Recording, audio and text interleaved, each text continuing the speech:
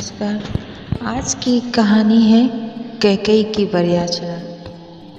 राम और सीता मिलकर यह सोच रहे हैं। उधर दशरथ विचार कर रहे हैं कि कब सवेरा हो और कब मैं राम को राज्य सौंपकर दीक्षा ग्रहण करूं। प्रजा हर्ष में मतवाली होकर राम का राज्याभिषेक देखने को उत्सुक हो रही है। उधर कैकेयी को भवन में प्रवेश कर चुकी है। वास्तव में संसार का चरित्र बड़ा ही गहन है। राम को राज्य देना नीति के अनुकूल है, यह कौन नहीं जानता। ज्योतिषियों ने राज तिलक का शुभ मुहूर्त निकाला होगा। इस प्रकार राम के राज्य तिलक में विघ्न की संभावना नहीं थी, मगर इस विषम और दारुण संसार में क्या घटित नहीं होता। संसार की विचित्रता पर विचार करता कवि उब जाता है और तब अंत में कहता है, इस संसार को अमृतमय कहें या विषमय, दोनों में से कुछ भी कहना कठिन है। वास्तव में संसार का स्वरूप अनिर्वचनीय है। कहीं बिना नाद के साथ नाच गान और राग रंग हो रहा है, तो कहीं हाहाकार की करुण ध्वनि कर्णगोचर होती है। कहीं इंद्राणी सी सर्वांग सुंदरी स्त्री है, तो कहीं जड़ा की साक्षात मूर्ति बुढ़िया खों खों कर रही है। एक जगह विद्वान बैठे हुए तत्व चर्चा का आनंद उठा रहे हैं, तो दूसरी जगह शराब के नशे में चूर शराबी आपस में लड़ भिड़ रहे हैं। इस प्रकार संसार में एक ही साथ परस्पर विरोधी बातें दिखलाई देती हैं। ऐसी स्थिति में संसार को अमृतमय कहें या विषमय कहें, सच तो यह है कि संसार में सवा से अमृत भी है, सदा से अमृत भी है और विष भी है। अच्छाई और बुराई, दिन और रात, धर्म और पाप हमेशा यहाँ रहे हैं और रहेंगे। पर इस विचित्रता को देखकर हिम्मत नहीं हारना चाहिए। संसार में दोनों हैं, पर आपके सामने अमृत आने पर आप क्या कहकर रोने लगेंगे कि हाय, संसार में तो जहर भी है, यह अमृत मेरे सामने क्यों आया है? अथवा आप अमृत पाकर उसे पी जाएंगे। बुद्धिमान पुरुष तो यही सोचेगा कि संसार में विष भी है, मगर मेरे सौभाग्य से मेरे सामने अमृत आया है, विष नहीं आया।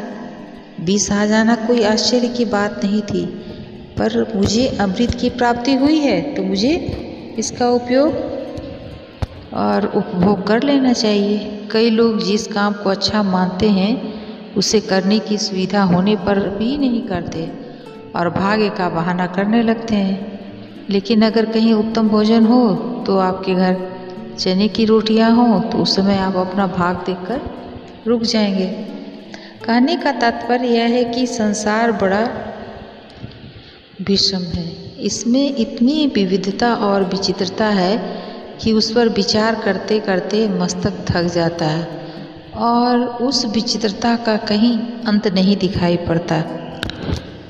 कैकेयी सोचती है कि भरत को राज्य मिलना अमृत है, राम को राज्य मिलना विष है। प्रजाजन राम के राज्य में अमृत की कल्पना करते हैं। इस प्रकार एक के लिए जो अमृत है वही दूसरे के लिए विष है।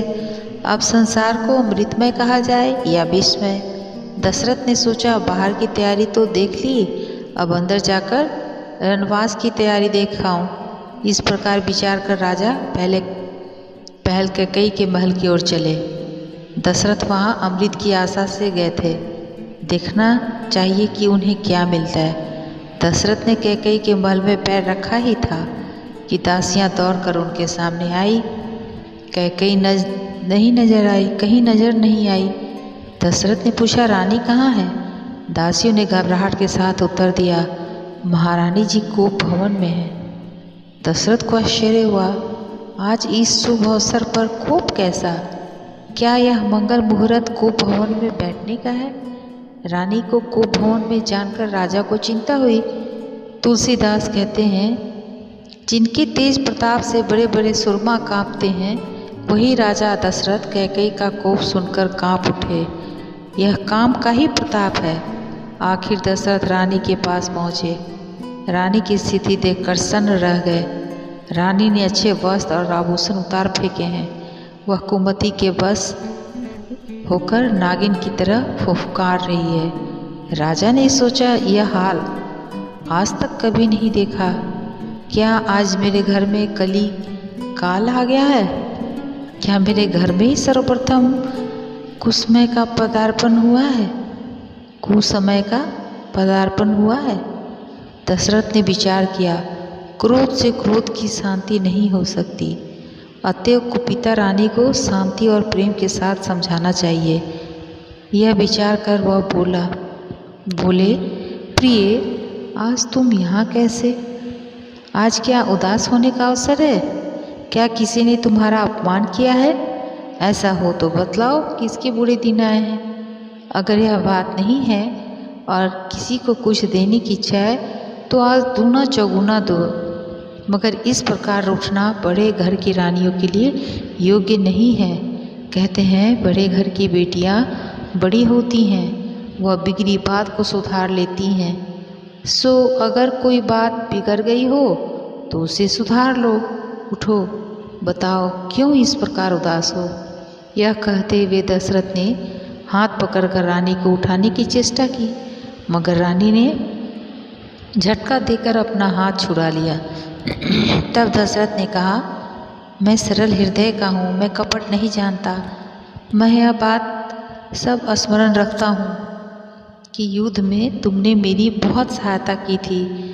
युद्ध में जब मेरा सारथी मारा गया था और घोड़े बेकाबू होकर भाग रहे थे, उस समय तुम्ही ने घोड़े की लगाम संभाली थी, तुम्ही ने सारथी का कार्य किया था और रथ की धुरी को अपनी साड़ी से मजबूत बांधकर मेरा रथ चलाया। तुम्हारी इस सहायता से ही मैंने उस युद्ध में विजय पाई थी, तभी से मैं तुम्हारे ऊपर बहुत प्रीति रखता हूँ। लेकिन तुम इतनी उदास और नाराज क्यों हो? आज तो विशेष आनंद का दिन है। कैकेयी ने मन में सोचा, राजा को उस युद्ध की बात स्मरण है तो मेरे प्रधान की बात भी स्मरण होगी। यह सोचकर वह उठ बैठी, कहने लगी, आज विशेष आनंद अनुभव करने का दिन है।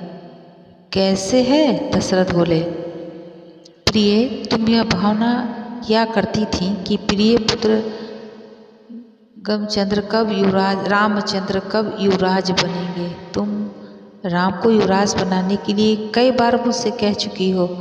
अब कल ही तुम्हारी कामना पूर्ण होने का मंगलमय मुहूर्त है। इस कारण आज अयोध्या में घर भर आनंद मनाया जा रहा है। तुम भी उठो और तैयारी करो। मुझसे भूल हुई है, मैंने यह शुभ संवाद पहले तुम्हारे पास न भेजा। खैर उठो, वस्त्राभूषण पहनो और उत्सव का आनंद लो। दशरथ की यह निश्चल हृदय से निकली बात सुनकर कैकेयी सोचने लगी, मंथरा ने ठीक ही कहा था। इस प्रकार रानी को मंथरा की बात पर विश्वास हो रहा है, पर अपने पति की बात पर नहीं। जब कुबुद्धि आती है तो महापुरुष की बात पर विश्वास नहीं होता। बुरे और क्षुद्र पुरुष की बात पर बहुत जल्दी विश्वास आ जाता है, जम जाता है। कैकेयी के लिए राजा पूज्य हैं, उसका पति है, लेकिन रानी उसको बात मनाने की तैयारी नहीं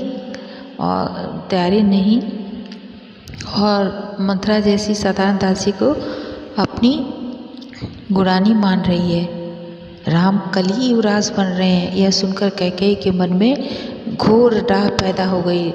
रानी अनेक बार राम को युवराज बनाने का प्रस्ताव कर चुकी थी। इससे पहले राम के प्रति उसका हृदय एकदम साफ था। अब वह इस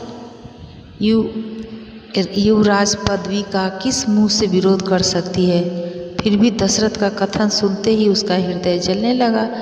कैकेयी ने कहा, नाथ, अभी आपने उस युद्ध का स्मरण किया है, मगर क्या आपको वरदान वाली बात भी याद है? आपने प्रसन्न होकर मुझे एक वरदान दिया था ना, क्या उसे अब देने को तैयार हैं? दशरथ, हाँ, वह तुम्हारी धरोहर मेरे पास सुरक्षित है, उसे मैं कैसे भूल सकता हूँ। रघुकुल रीति सदा चली आई, प्राण जाए पर वचन न जाई। नहीं असत्य संपात कुंजा, गिरे समोहि न कोटि कुंजा। रानी, तुम रघुकुल की कुल बधू हो, क्या तुम्हें इस कुल की यह मर्यादा नहीं मालूम? कि प्राण जाए तो जाए मगर वचन नहीं जा सकता। संसार सत्य पर अवलंबित है। वैसे करोड़ों गुंजाफल मिलकर पहाड़ के बराबर नहीं हो सकते, उसी प्रकार दूसरे बहुत से पापों का समूह मिलकर भी असत्य के बराबर नहीं हो सकता। अर्थात असत्य बहुत बड़ा पाप है। मैं क्या सत्य का त्याग कर असत्य का आश्रय लूँगा? कैकेयी ने कहा, ठीक है तो मैं अपना वरदान अब मांगती हूँ। कैकेयी ने वरदान मांगने से पहले कवि कल्पना करता है, मृग मनोरथ सुभग वन, सुख सुविहंगम समाज, मिलहनी जनु छोड़न चहती, वचन भयंकर बाज। अर्थात राम को राज देने का राजा का मनोरथ एक सुंदर बगीचा है। इस बगीचे में जो सुख है अर्थात अवध की प्रजा आदि के मन में जो आनंद है वह आनंद अच्छे पक्षियों के समान है।